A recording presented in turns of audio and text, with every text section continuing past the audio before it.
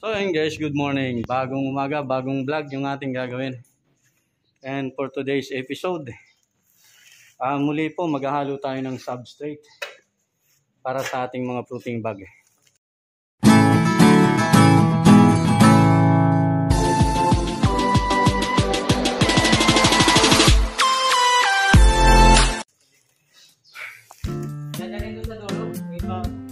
Oh, sige.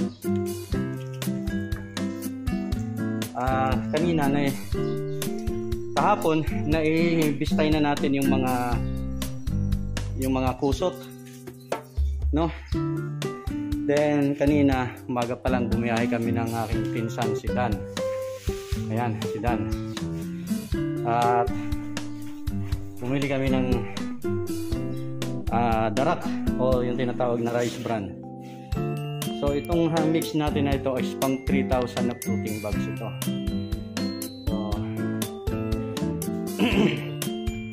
Kaya meron tayong 4 na sako na rice bran.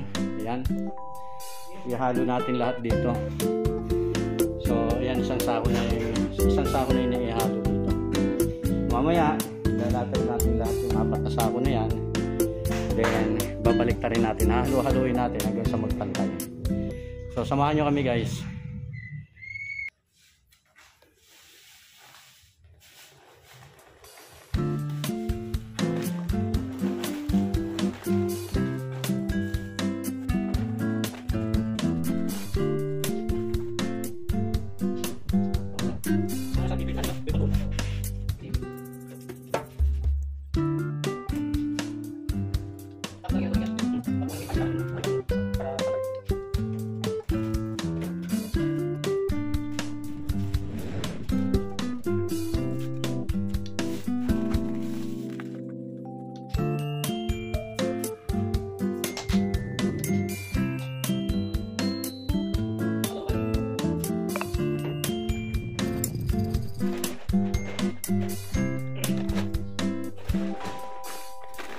Hinalo natin guys ay 600 kilos na 600 kilos na kusot, 150 kilos na rice bran, then 8 kilo na lime. So ito yung tinatawag na apog.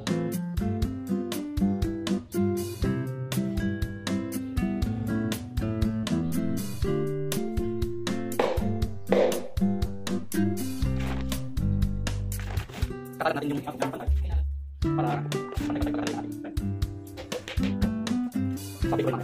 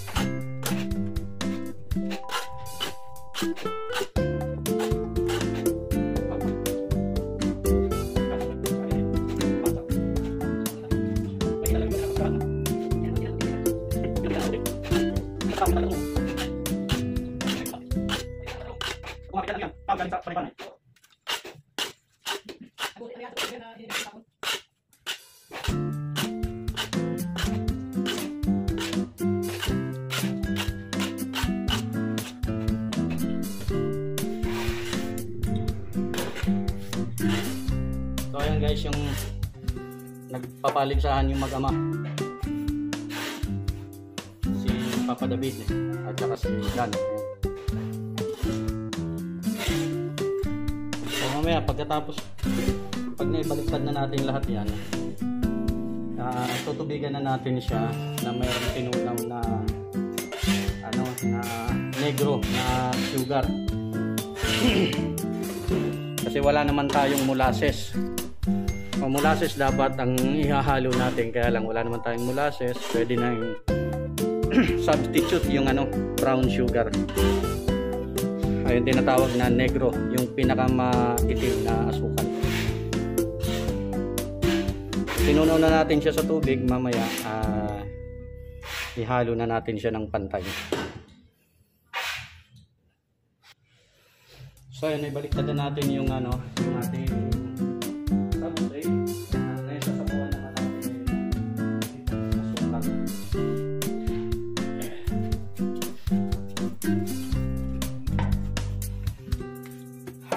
Itong asukal natin, tinunaw natin sa tubig.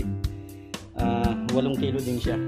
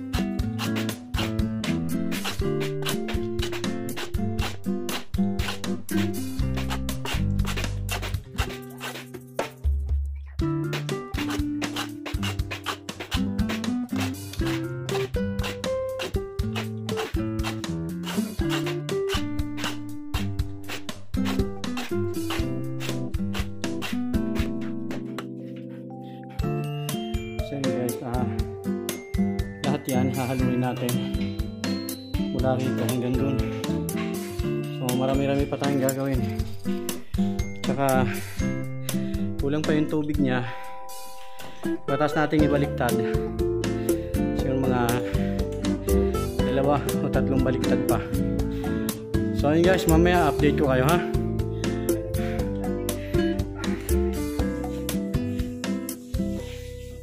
So yung baliktad natin kanina, kulang pa siya ng tubig. Kaya dinadagdagan pa ni OG ng tubig. Pagkatapos na, nahaluin uli natin yan. So yun guys, tapos na tayong maghalo. Sisiguraduhin lang natin na tama ang moist, no? Kaya gagamit tayo ng pangsukat. Ang tamang moist ay 75 to 80. So titingnan natin kung ilan ang moist nito. So ayan, meron tayong 80% moist. So ibig sabihin, tamang-tama yung ating moist content o yung ating water content dito sa ating substrate. So ito lahat yung ating substrate na ginawa. Yan. Bali lahat ito ay maaari tayong makagawa ng mga 3,000 na fruiting bags. So ngayon tapos na natin siyang haluin. Yan. Ang gagawin naman natin ngayon ay tatakpan natin ng trapal para yung moist niya ay makulong. Yan, makulong yung moist niya para hindi siya matuyo at mas mabilis mabulok yung ating substrate kapag meron tayong takip na trapal.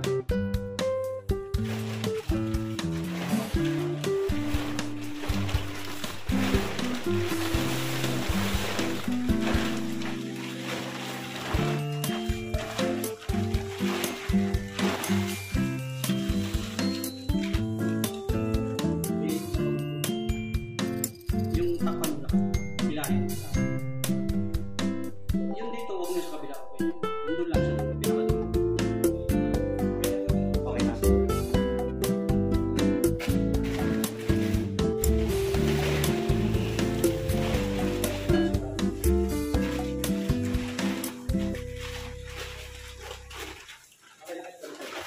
Ha? Hinilan mo nga.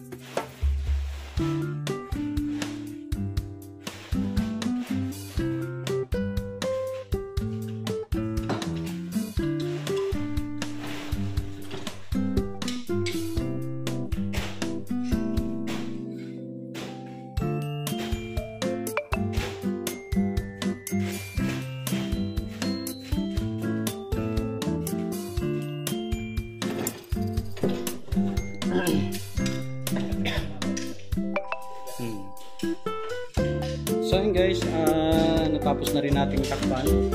Ngayon,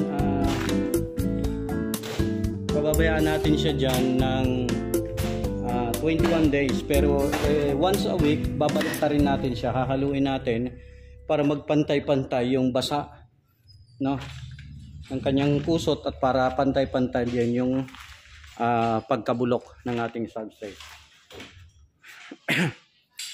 So yun lang guys, maraming salamat dun sa mga bago pa lang sa aking channel. Inanyayahan ko po kayo na i-subscribe yung ating channel at pindutin yung ating notification bell at syempre kung pwede i-share na rin po natin para mas marami pong makapanood ng ating mga video. So yun lang po. Thank you very much guys, and Ganado TV. See you on my next vlog.